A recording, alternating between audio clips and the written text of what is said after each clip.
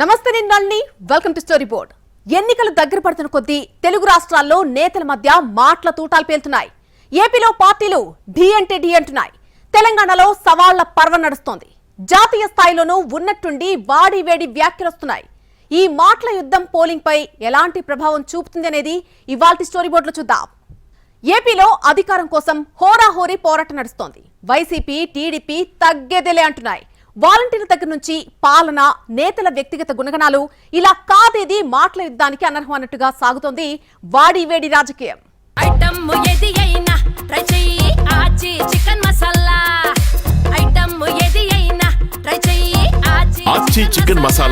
ఏపీలో అధికార వైసీపీ ప్రతిపక్ష కూటమి మధ్య మాటల తూటాలు పేలుతున్నాయి. వాలంటీర్ల దగ్గర నుంచి రైల్వే జోన్ దాకా చాలా అంశాలపై మాటల యుద్ధం జరుగుతోంది. ఎవరికి వారే తమ తప్పు లేదని చెప్పే ప్రయత్నంలో ప్రత్యర్థులపై విరుచుకుపడుతున్నారు. అవతలి వారు కూడా ధీటుగా మాట్లాడకపోతే చులకనైపోతామని ఘాటుగా కౌంటర్లిస్తున్నారు. జగన్ ఓ బచ్చా అంటూ చంద్రబాబు చేసిన వ్యాఖ్యలకు ధీటుగా కౌంటర్ ఇచ్చిన జగన్ బచ్చాపై పోరాటానికి పొత్తులెందుకని నిలదీశారు. నాలాంటి వాడి జోలికి 40 ఏళ్ళలో ఎవడూ రాలా, వచ్చాడు బచ్చా, చూపిస్తా, వదిలిపెట్టను, ఏంటో ఆయన ప్లేస్ చరిత్రలో చూపించే బాధ్యత నాది. చరిత్రలో పోయే కాలం వచ్చినప్పుడు, చరిత్రలో ఓడిపోయే కాలం వచ్చినప్పుడు విలన్లందరికీ కూడా అటువైపున హీరోలందరూ బచ్చాలుగానే కనిపిస్తూ ఉంటారు. ఎన్నికల్లో ఒంటరిగా ధైర్యంగా ప్రజల ముందుకు నేను వస్తా ఉన్నా. నువ్వెందుకయ్యా బచ్చాను చూసి భయపడుతూ పొత్తుల కోసం ఎగబడతా ఉన్నావు అని అడుగుతా ఉన్నాను చంద్రబాబును. ఏపీలో హాట్ టాపిక్ గా మారిన వాలంటీర్ల గురించి కూడా బాబు జగన్ మధ్య మాటల మంటలు రేగాయి. ఎంత స్వార్థపరుడో మీరు అర్థం చేసుకోవాలి వాలంటీర్స్. అందుకే తెలుగుదేశం, అదే మరి ఎన్డీఏ, మేమందరం 3 పార్టీల కూటమికి హామీ ఇస్తున్నాం. మీ ఉద్యోగాలు తీసేయం, వాలంటీర్ వ్యవస్థ కొనసాగిస్తామని మరొక్కసారి మీ అందరికీ హామీ ఇస్తున్నా. ఉగాది రోజున, పండుగ రోజున తీపి కబురు మీకు అందరికీ ఇస్తాం. 5,000 కాదు, మీకు రాబోయే రోజుల్లో 10,000 రూపాయలు పారితోషికం ఇచ్చే బాధ్యత మాది. అది బిగినింగ్. మీలో సమర్థత ఉంది, తెలివితేటలున్నాయి. ఇది ఎంట్రీ పాయింట్ మాత్రమే. ఇక్కడి నుంచి మీ ఇంట్లో మీరు కూర్చొని వర్క్ ఫ్రమ్ హోమ్. కొత్తగా ఒక మాట మాట్లాడాడు. నిజంగా ఆయన మాట్లాడిన మాటలు చూసినప్పుడు నాకు నిజంగా నవ్వాల్లో ఏం చేయాలో కూడా అర్థం కాల. ఆ మనిషి నోట్లో నుంచి ఆ మాటలు వింటా ఉన్నప్పుడు, ఇదే బాబు నిన్ననో మొన్ననో అన్నాడు, మనం పెట్టిన వాలంటీర్ల వ్యవస్థకు చంద్రబాబు నాయుడు గారు మొన్న ఈ మధ్యకాలంలోనే వాలంటీర్లకు 10,000 ఇస్తాడట. చంద్రబాబు అన్నాడు, సరే పోనీ ఇట్లన్నా కనీసం జగన్ పాలన బ్రహ్మాండంగా ఉందని ఒప్పుకున్నాడు. వాటికైనా సంతోషం. నిన్న వాలంటీర్లకు మేము 10,000 ఇస్తాము అని చెప్పి మీ నోట్లో నుంచి మాటలు వచ్చాయి అంటే ఇంతకన్నా సర్టిఫికెట్ నాకేం కావాలయ్యా నా ప్రభుత్వానికి. సింహం సింగిల్ గా వస్తుందని వైసీపీ నేతలు చెప్తూ ఉంటే వాళ్ళు సింహాలేంటి, గుంట నక్కలు అని కూటమి నేతలు సెటైర్లు వేస్తున్నారు. ఆంధ్రప్రదేశ్ రాజకీయ స్క్రీన్ మీద జగన్మోహన్ రెడ్డి గారు ఒక్కరు ఒకవైపు ఉన్నారు. మొత్తం తోడేళ్లు, గుంట నక్కలు, నానా రకాల హైనాలు, ఇంకా ఏవో ఉన్నాయి, ముళ్ళ పందులు అన్నీ కలిసి ఇంకో పక్క వచ్చినాయి. ఈ పక్క జగన్మోహన్ రెడ్డి గారు ఒకరు ఉన్నారు. జనమంతా ఇటున్నారు. ఆ పక్క వాళ్ళందరూ అధికారం కోసం ఉన్నారు. ఈయన అధికారం అంటే ఒక బాధ్యతగా, ప్రజలకు మమేకమై ప్రజలకు సేవ చేయడమే ఒక లక్ష్యంగా, ఓ మంచి రాష్ట్రంగా, అభివృద్ధి చెందిన రాష్ట్రంగా సంక్షేమం ద్వారా దీన్ని తీర్చిదిద్దాని లక్ష్యంతో ఈయన ఉన్నారు. ఈ స్పష్టత ఉండడం అనేది మాకు కలిసి వస్తుంది. ప్రజలు చూస్ చేసుకోవడం సులభం అవుతుంది. ఎంతమంది వచ్చినా ఏం చేయరు అని మాట్లాడుతూ ఉన్నారు సజ్జల రామకృష్ణారెడ్డి గారు. మీరందరికీ డబ్బులు ఎక్కువైపోయినాయి, మీ అందరికీ అధికారం ఎక్కువైపోయింది, నోటికి ఏదొస్తే అది మాట్లాడటం అలవాటైపోయింది మీకు.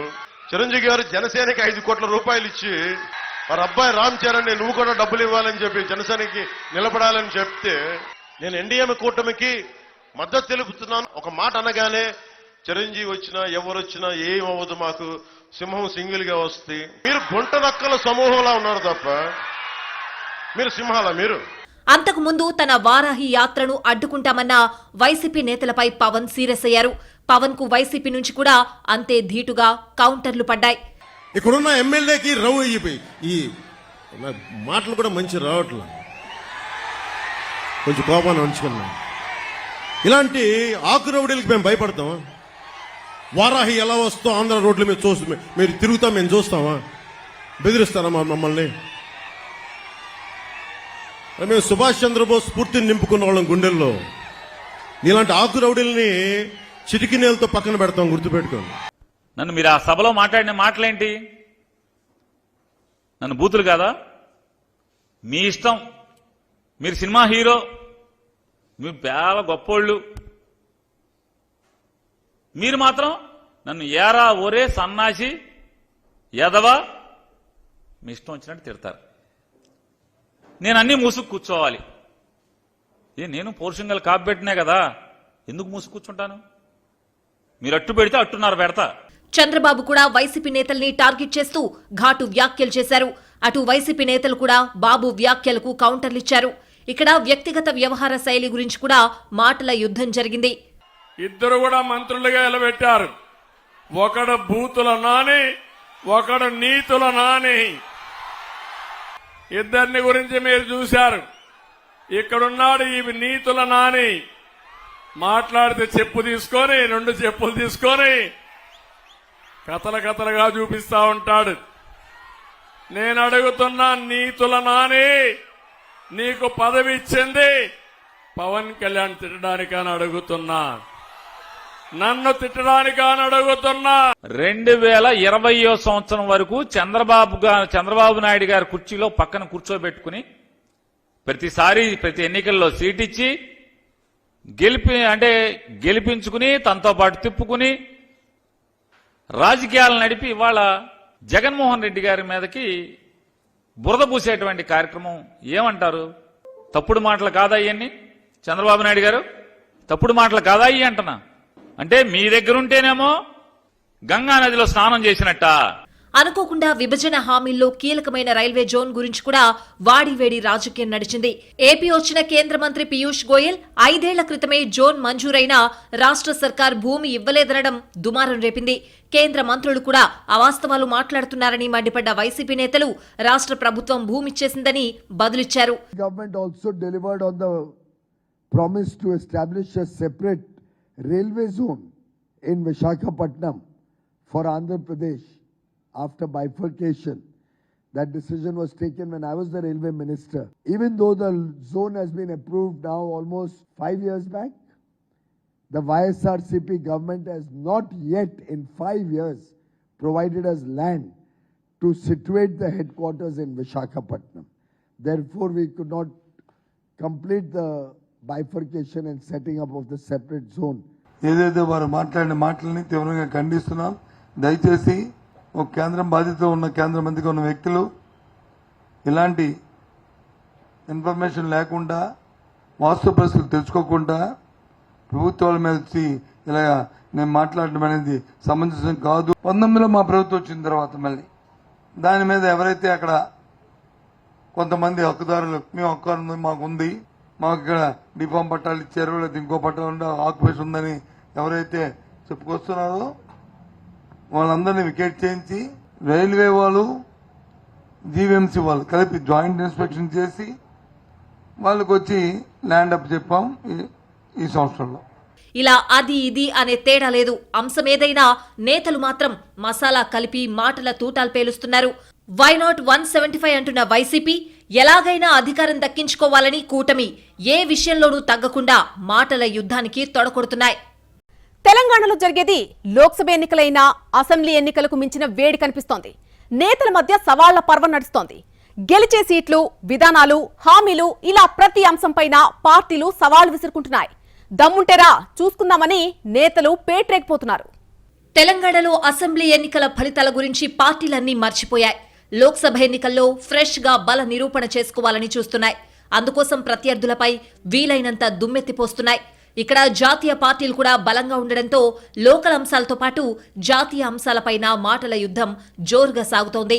ఇటీవలి కాలంలో కేసీఆర్ కాంగ్రెస్ సర్కార్పై విమర్శలు మొదలుపెట్టడంతో కాంగ్రెస్ మంత్రులు నేతలు కూడా అంతే ధీటుగా బదులిస్తున్నారు. పాలిచ్చే భార్యను ఎత్తేసి దున్నపోతుని తెచ్చుకున్నామని జరుగుతుంది. రాజకీయాలలో అప్పుడప్పుడు గమ్మత్తుగా గుడ్డి లక్ష్మి వచ్చినట్టు కొంతమంది లిల్లీ పుట్టుగాళ్ళకు కూడా అధికారం వస్తుంది. వాళ్ళని ఎందుకంటారు లిల్లీ పుట్టని? ప్రజల అధికారం ఎందుకు ఇస్తారు? మాకు సేవ చేయమని, రాష్ట్రాన్ని బాగు చేయమని, గత ప్రభుత్వం కంటే కొన్ని మంచి పనులు చేయమని అధికారం ఇస్తారు, కానీ అడ్డదిడ్డం పనులు చేయమని చెప్పరు. ఇల్లుపుడు కాదు ముఖ్యమంత్రి గారు అన్నాడు, నీలాంటి పాస్పోర్ట్ దొంగలు దొంగ పాస్పోర్ట్ వేసుకొని అలాని బొంబాయిలో తీసుకొచ్చి ఊడరేవుల దగ్గర వదిలిపెట్టి డబ్బులు దోసుకొని నీలాంటి వాడు ముఖ్యమంత్రి అయినప్పుడు ఆయన కొట్లాడి ఒక రైతు కుటుంబంకి వెళ్ళొచ్చి ఇలా ఇండిపెండెంట్ జడ్పీటీసీ అయి ఎమ్మెల్సీ ఇండిపెండెంట్ అయ్యి ఎమ్మెల్యే ఎంపీ అయి ముఖ్యమంత్రి అయిన నీలాగా చిల్లర దందాలు చేయలే. ఒక ముఖ్యమంత్రి పట్టుకొని లిల్లీ పెట్టని చెప్పి ఇష్టం ఉన్నట్టు మాట్లాడుతున్నావు. రైతు బంధు అడిగితే ఒక మంత్రి ఏమో చెప్పుతోని కొట్టున్నట్టు. చెప్పుతోని కొడతారా? నేను ఇదివరకే చెప్పిన రైతులకు కూడా చెప్పులుంటాయి, బందోబస్తు ఉంటాయి. సిరిసిల్లలో కార్మికులు చచ్చిపోయే పరిస్థితి ఉందా? ఆత్మహత్యలు మళ్ళీ మొదలయ్యేటట్టునేని అడిగితే ఇంకో కాంగ్రెస్ వాడు అంటాడు, ఏం పోయింది వాళ్ళ నిరోధులు అమ్ముకొని బతుకమన్నది, పాపడాలు అమ్ముకొని బతుకమన్నది అంటాడు. నిరోధులు అమ్ముకొని బతకన్నారా? కుక్కల కొడుకులారా మీరు? మనుషులా? కుక్కల కొడుకులారా అని తిడితే ఎవరు తిడతా ఉన్నావు కేసీఆర్ అని చెప్పి నేను అడుగుతా ఉన్నాను. తెలంగాణ మహిళలను తిడుతున్నావా? కొడుకులు అంటే కుక్కల కొడుకులు అంటే ఆడవాళ్ళందరినీ కూడా కుక్కలు అని తిడుతున్నావా అని చెప్పి ఈ సందర్భంగా నేను అడుగుతా ఉన్నాను. అటువంటి చెప్పనలవిగా అన్నటువంటి బూతులు తిట్టి ఈరోజు నీ అయ్య నీ పక్కనున్నాడు, మరి ఆయన మీద ఏం కేసు పెట్టాలి అని చెప్పి నేను అడుగుతా ఉన్నాను. ఆయనను బహిరంగంగా ఉరి తీసినా కూడా ఆయన మాట్లాడిన మాటలకు క్షమాపణ లేదు అని చెప్పి సందర్భంగా విజ్ఞప్తి చేస్తా ఉన్నాను. ఆ చవటలకు, ఆ దద్దమ్మలకు, ఆ టీఆర్ఎస్ నాయకులు అందరూ కూడా చేతగాని వాళ్ళందరినీ కూడా హెచ్చరిస్తూ అందరూ నోరు దగ్గర పెట్టుకోండి. నీటి నిర్వహణ సామర్థ్యం తెలియనటువంటి లత్కోర్లు రాజ్యం వెళ్తున్నారు కాబట్టి, అసమర్థులు చవట దద్దమ్మల రాజ్యంలో ఉన్నారు కాబట్టి ఇలా ఈ పరిస్థితి సంభవించింది. ఎందుకు వస్తుందండి ఈ పరిస్థితి? పర్టికులర్లీ కరీంనగర్లో ఎందుకు రావాలా? కరీంనగర్ కానీ, మెదక్ కానీ, గోదావరి బేసిన్లో ఉన్నటువంటి ఇంకా అనేక ఇతర జిల్లాల్లో కానీ ఎందుకు రావాలి ఈ పరిస్థితి? నాకు అర్థం కాదు. ఇది కాలం తెచ్చిన కరువా, మనుషులు తెచ్చిన కరువా, కాంగ్రెస్ తెచ్చిన కరువా? ఈ కరువు కారకులు ఎవరు? దద్దమ్మ ప్రభుత్వం నడిపింది 10 సంవత్సరాలు వారి ప్రభుత్వంలో 45,000 కోట్ల రూపాయలు మంచినీటి మిషన్ భగీరథ కట్టి విపత్తు వచ్చే సమయంలో కూడా అది పనికిరాదంటే అసలు అదేమన్నా ప్రాజెక్ట్? అదేమన్నా ఇంత పెద్ద మిషన్ భగీరథ అనే దానికి మీనింగ్ ఉందా? అర్థం ఉందా? విపత్తు వస్తుంది ఎప్పుడో, ఇవాళ కాకుండా రేపో ఎల్లుండో 10 ఏళ్లకు విపత్తు వస్తుంది. విపత్తు వచ్చినప్పుడు మిషన్ భగీరథకు సంబంధించి మంచినీటి సదుపాయం ఏ విధంగా కలవాలా ఉండాలని ఆలోచన ఉండదండి. ఏ ఆలోచన లేకుండా వచ్చింది, ఎలక్షన్లు వచ్చినాయి, రేపు పొద్దున ఒక సీట్ అన్న గెలవాలని ఆలోచన చేస్తారు. అసెంబ్లీ ఎన్నికల సమయంలో కాంగ్రెస్ హామీ ఇచ్చిన గ్యారంటీల అమలు గురించి బీఆర్ఎస్ రాజీనామాల సవాల్ విసురుతోంది. ఇటు కాంగ్రెస్ కూడా సవాల్ను స్వీకరించి ప్రతి సవాళ్లు విసురుతోంది. 15 ఆగస్టు 2 లక్షల రుణమాఫీ చేస్తా, ఆయనలో నీతో మాట్లాడతా. ఇవాళ ఆశామాషిగా సవాళ్లు స్వీకరించిన సిద్దిపేట చెప్పుడు కాదు, జేబుల రాజీనామా పత్రం పెట్టుకో. సమాజాన్ని ఎడ్డిదో గుడ్డిదో మాటలతో మోసం చేయొచ్చు అనుకుంటున్నాం. అవన్నీ ఏం కుదరవు. 15 ఆగస్టు నాడు నీ ఆఖరి శాసనసభ సభ్యత్వం రైతు రుణమాఫీ చేసి నీ సంగతి తెలుస్తాను తెలియజేస్తూ, నేను ఆగస్టు 15 తారీఖులో గల రుణమాఫీ చేస్తా అన్నాడు. రేపు మళ్ళా మెదక్ నుంచి రేవంత్ రెడ్డికి ఛాలెంజ్ చేస్తున్నా. రేపు పొద్దున 10 గంటలకు అసెంబ్లీ ముందు అమరవీరుల స్తూపం దగ్గరికి నేను వస్తా ఉన్నా. నా రాజీనామా లేఖతో నువ్వు వస్తావా? నువ్వు రుణముంటే నువ్వు ఆగస్టు 15లోగా రుణమాఫీ చేసేది నిజమైతే, ఆగస్టు 15లోగా బాండ్ పేపర్ మీద రాసిచ్చిన 6 గ్యారంటీలు అమలు చేసే వాస్తవ నిజమైతే రేపు గన్ పార్క్ దగ్గరికి మనమిద్దరం రాజీనామా లేఖలను మేధావుల చేతుల్లో పెడదాం. పదవికి దూరంగా ఉండడానికి నేను సిద్ధం, కానీ నువ్వు మరి ప్రజలకు ఇచ్చిన మాట నిలబెట్టుకోవాలని కోరుతా ఉన్నా. 6 గ్యారంటీలు 100 రోజుల్లో అమలు చేస్తామని బాండ్ పేపర్ల మీద రాశారు. చట్టబద్ధత తెస్తామని చెప్పారు. మొదటి రోజే సంతకం పెడతామన్నారు. ఇది సోనియా గాంధీ తల్లిగా ఇచ్చే మాట అని చెప్పి రాష్ట్ర ప్రజలకు మీరు హామీ ఇచ్చారు. ఆ హామీలు అమలు చేయాలని మరొక్కసారి నేను కోరుతా ఉన్నా. మీరు రావడం రాకపోవడం మీ విజ్ఞత. ఒకవేళ మీరు రాకపోతే ఇక్కడ అమరు స్తూపం దగ్గరికి వస్తే పూలు పెట్టాలని మీకేదైనా బేసిజాలుంటే కనీసం మీ స్టాఫ్ ద్వారానైనా మీ రిజిగ్నేషన్ లెటర్ పెట్టండి. నేను ఇక్కడ ఉండే జర్నలిస్టులకే నా రాజీనామా లేఖ విచ్చిపోతున్నా. టీఆర్ఎస్ బీజేపీ వస్తే గల్లా ఎగిరేసి కాలర్ పెట్టి మాకు ధైర్యం ఉంది. ఆగస్టు 15 నాడు ఎవరెవరు ఛాలెంజ్ చేసిర్రో రాజీనామా పత్రాలు పట్టుకొని రెడీ నిలబడండి.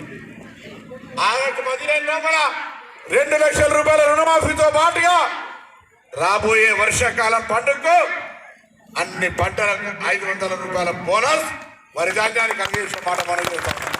పదవికి దూరంగా ఉండడానికి నేను సిద్ధం. కానీ నువ్వు మరి ప్రజలకు ఇచ్చిన మాట నిలబెట్టుకోవాలని కోరుతా ఉన్నా. 6 గ్యారెంటీలు 100 రోజుల్లో అమలు చేస్తామని బాండ్ పేపర్ల మీద రాశారు. చట్టబద్ధత తెస్తామని చెప్పారు. మొదటి రోజే సంతకం పెడతామన్నారు. ఇది సోనియా గాంధీ తల్లిగా ఇచ్చే మాట అని చెప్పి రాష్ట్ర ప్రజలకు మీరు హామీ ఇచ్చారు. ఆ హామీలు అమలు చేయాలని మరొక్కసారి నేను కోరుతా ఉన్నా. మీరు రావడం రాకపోవడం మీ విజ్ఞత. ఒకవేళ మీరు రాకపోతే ఇక్కడ అమరు స్తూపం దగ్గరికి వస్తే పూలు పెట్టాలని మీకేదైనా బేసిజాలుంటే కనీసం మీ స్టాఫ్ ద్వారానైనా మీ రిజిగ్నేషన్ లెటర్ పెట్టండి. నేను ఇక్కడ ఉండే జర్నలిస్టులకే నా రాజీనామా లేఖ విచ్చిపోతున్నా. ఈయన ఏమైనా పార్టీ ప్రెసిడెంట్ అయ్యేది ఉందా? రేపు పొద్దున కేసీఆర్ ప్రభుత్వం రాదు, వచ్చినా ఈయన ముఖ్యమంత్రి అయ్యేది ఉందా? అయితే గీత అలా కొడుకు అవుతాడు. ఈ జన్మలంగా నీ పార్టీ జూన్ 3, 4కి వెళ్ళి దుకాణం బంద్ అవుతుంది. ఈయన నాటకాలు ఆడటానికి మళ్ళొక్కసారి ఇవాళ రాజీనామా పత్రం అని చెప్పి ఆ లెటర్ తీసుకొచ్చిన తర్వాత ఆ లేఖ చూస్తే నాకే నవ్వడం కాదు, ప్రజలందరూ కూడా అనుకుంటారు వీడు మళ్ళా జోకర్ చేసి మళ్ళా అనుకుంటావు. ఆ రోజు ఇవాళ రాజీనామా ప్రొఫామాలో రాసుకొచ్చి రైతు రుణమాఫీ గురించి మాట్లాడితే వేరేదో రాసుకొచ్చి అవన్నీ మాకు తెలుసు. అన్ని ఇంప్లిమెంట్ చేసినాం. 5 చేసినాం, మిగిలిన కూడా చేస్తామని తెలుసు మాకు.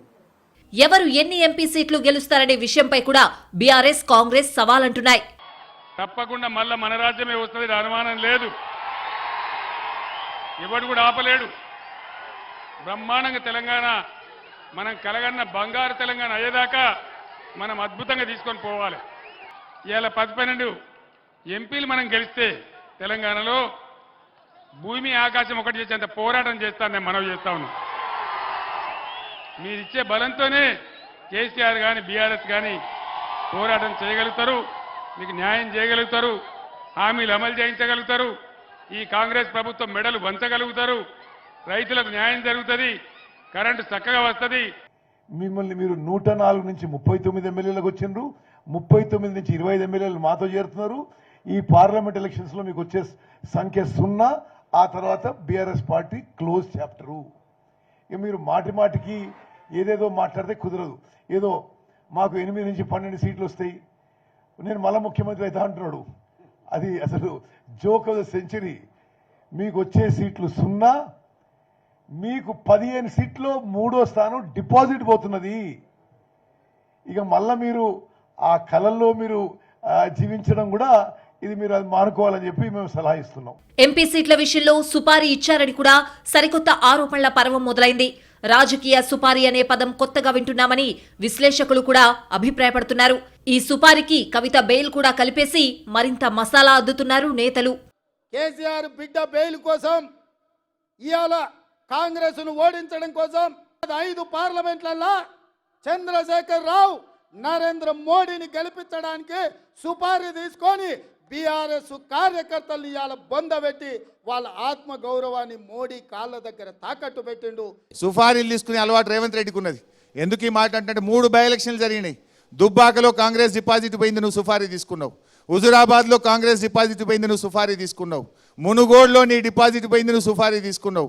ఆనాటి ఉప ఎన్నికల్లోనైనా నేటి ఎంపీ ఎన్నికల్లో సుపారీలు తీసుకొని బీజేపీని గెలిపించే ప్రయత్నం చేస్తున్నది కాంగ్రెస్ పార్టీ. నీ డిపాజిట్ పోయేంత బలహీనంగా ఉందా కాంగ్రెస్ పార్టీ?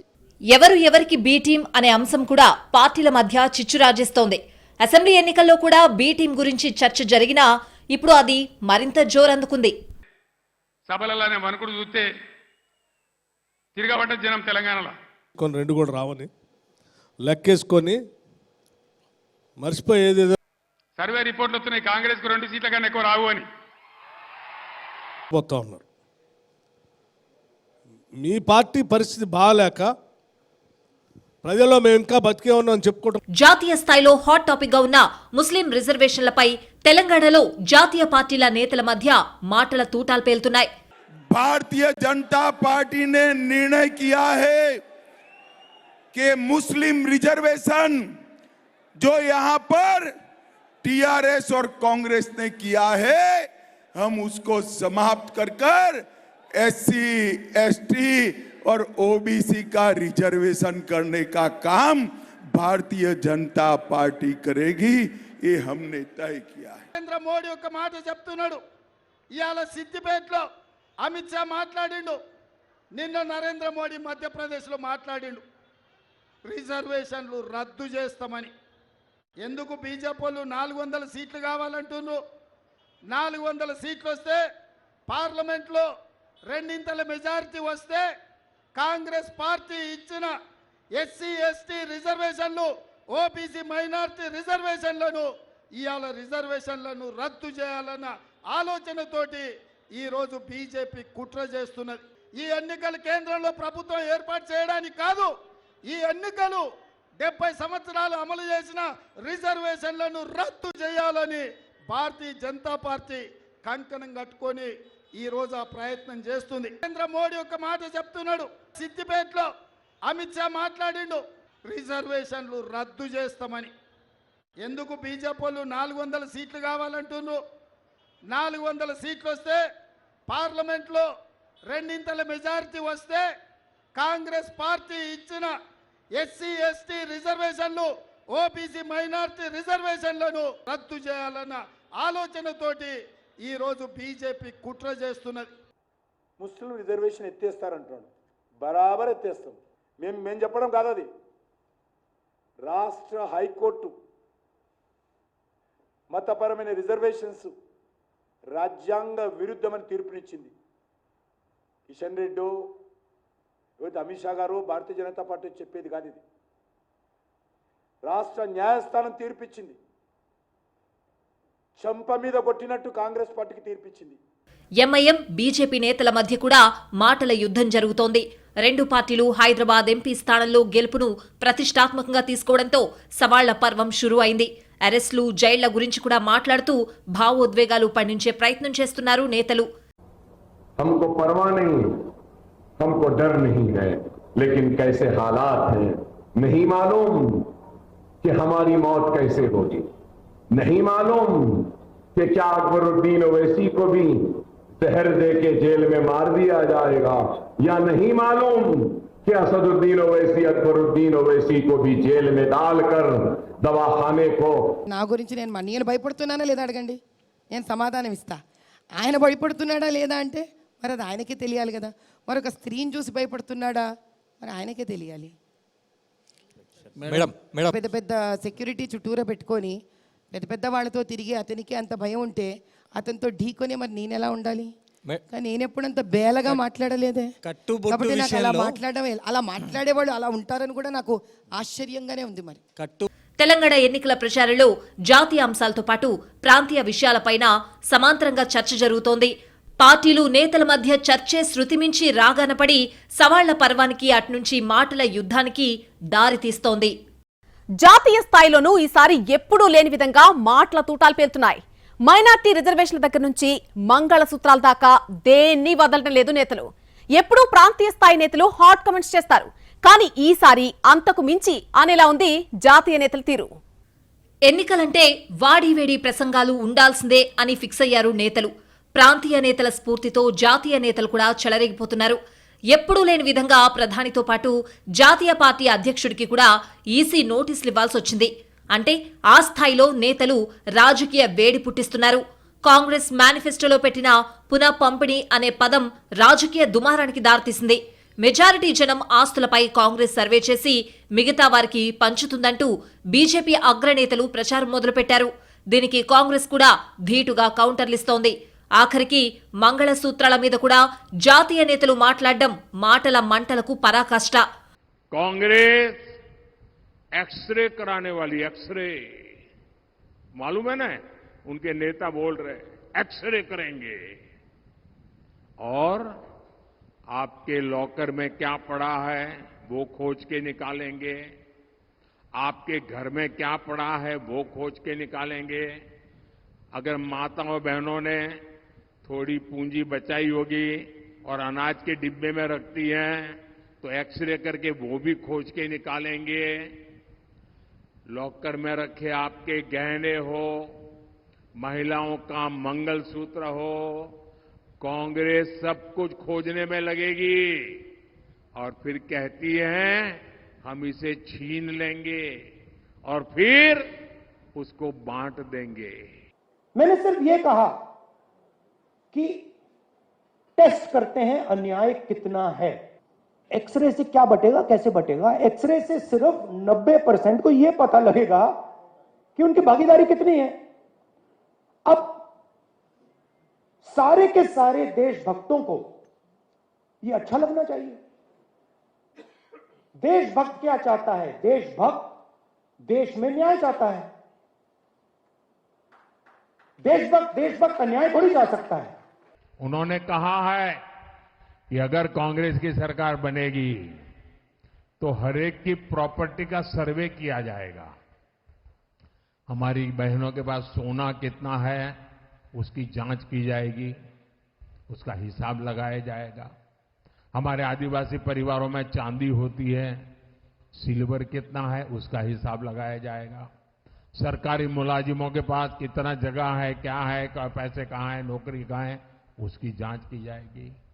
इतना ही नहीं, आगे क्या कहा है, ये जो गोल्ड है बहनों का और जो संपत्ति है ये सबको समान रूप से वितरित कर दी जाएगी। क्या ये आपको मंजूर है? क्या आपकी संपत्ति सरकार को हटने का अधिकार है? क्या आपकी संपत्ति को, आपने मेहनत करके कमाई हुई संपत्ति को सरकार को ऐंठने का अधिकार है? क्या कैसी कैसी बहकी बहकी बातें। पिछले 2 दिनों में अब ये शुरू हुआ है कि कांग्रेस पार्टी चाहती है कि आपके मंगलसूत्र और आपका सोना आपसे छीन ले। 70 सालों से ये देश स्वतंत्र है। 55 सालों के लिए कांग्रेस की सरकार रही है। किसी ने आपसे सोना छीना, आपके मंगलसूत्र छीने? इंदिरा गांधी ने अपना सोना, जब जंग हुई थी, अपना सोना देश को दिया।